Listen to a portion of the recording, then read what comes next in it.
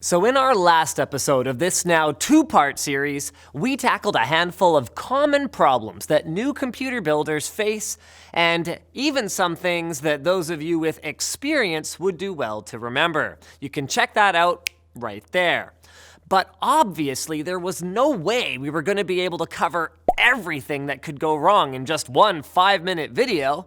So what are some other things that you should be looking out for? Let's start small and talk about those annoying little front panel connectors. Unlike most of the connections inside your PC, the front panel header isn't keyed in any way, so it's possible to plug things in the wrong orientation. And considering how many pins there are on the header, it can be one of the most frustrating parts of any build. To make this as painless as possible, look at the diagram on your motherboard near the front panel header or in your motherboard manual. You'll usually see plus and minus signs to indicate which way to plug in your leads, but sometimes this isn't clearly indicated on the leads themselves. Very frustrating. If this is the case, the colored wire is usually positive, and failing that, you can look for a little tiny embossed arrow, which indicates the positive side. But you shouldn't worry about it too much anyway. If you plug something in backwards and it doesn't work, you won't damage anything. Just turn it around and try again. And the orientation for the pins for your power and reset switches doesn't matter anyway, since all those do is complete a circuit by shorting the pins when you press the button. But now let's go from talking about small stuff to something big. Namely that tower-style CPU air cooler that's beefier than a porterhouse steak. If you're going with one of these, pay close attention to your case specs.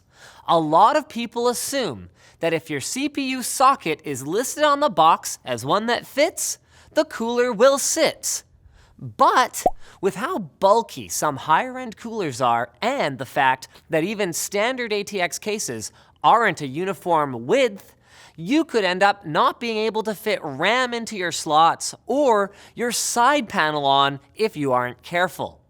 Fortunately, memory manufacturers list the height of their modules, and many case manufacturers give a max cooler clearance spec that takes into account the height of the motherboard itself.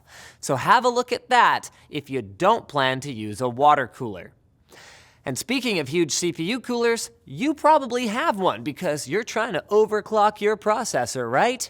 And if it's an Intel, well, you've made sure to buy an unlocked K or X series, right? You should be ready to go? Not so fast. Aside from needing an unlocked processor, your motherboard chipset also needs to support overclocking. An easy way to make sure it does before you buy is just to look at the letter in the chipset name. If it contains a Z or an X, such as Z270 or X99, then you're all set to overclock. But if it's something else, like an H, B, or Q, you'll probably find that unless your motherboard manufacturer has an experimental BIOS available, which is quite uncommon, you can't change your CPU multiplier. Ouch! Okay then, so you've got the right motherboard, cooler, and case, and you're ready to put it all together. But wait, there are two things you really do not want to forget. The first is the I/O shield at the back of the case, which I would strongly recommend putting in before doing anything else. Countless builders, even very experienced ones, have installed all their components without realizing until they were nearly done that they forgot the I/O shield, forcing them to take everything out and put it all back in unless they want to live with an awkward gaping hole in their case. Or even worse, they might have missed one of the little tabs that you have to bend up sometimes, ending up with it stuck in a port, shorting it out, and killing it. The second one not to forget is when it is time to install that CPU cooler, don't forget to peel the protective film off the bottom of the heatsink. Since you don't actually look at that part of the heatsink, the part that actually contacts the CPU very often, it's easy to mount the cooler without removing this plastic. If you do that, not only will you experience abnormally high CPU temperatures, but the plastic can melt, leaving an ugly mess for you to deal with later, as well as wasted thermal compound and time. Speaking of avoiding messes, what are some of your top tips for preventing issues with your shiny new build? Let us know in the comments, and you might see your ideas in a future Tech Quickie episode. Also, let us know if you'd like to see more avoiding PC building traps videos just like this one. But if you were thinking to yourself, gee, I just avoided all these PC building traps and I've got this great PC, but I can't get on freaking websites because they're country blocked, then I have a solution for you. TunnelBear. It's easy to use and lets you tunnel your internet connection to one of 20 different countries, whether you're using iOS, Android, PC, Mac. They also have a Chrome extension. They make it as simple as just picking a country, pressing a button, and boom, without any of the rigmarole that goes along with other VPN solutions, your connection gets encrypted with AES 256-bit encryption, and your public IP address gets switched.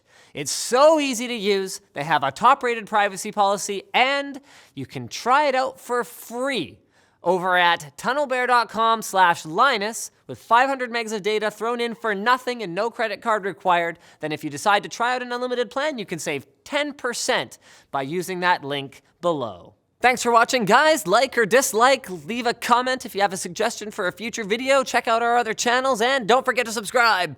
Subscribe! It's important. You might even get a notification in your subscription box, if you're lucky.